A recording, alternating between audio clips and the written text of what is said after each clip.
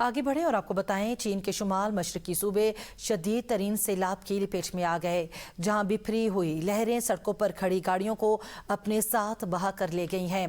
तूफानी बारिशों और टाइफून बावी के बायस कई फीट पानी जमा होने से मुतअद्दिद अजला का जमीनी राबता मुनक़ता हो गया है।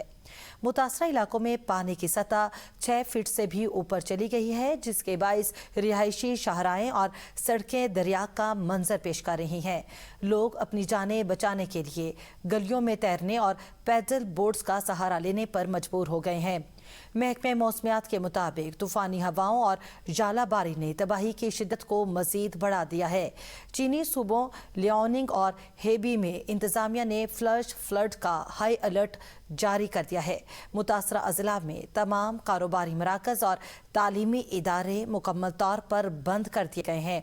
हजारों अफराद सैलाबी पानी में महसूर हैं, जिन्हें निकालने के लिए बड़े पैमाने पर रेस्क्यू ऑपरेशन शुरू कर दिया गया है।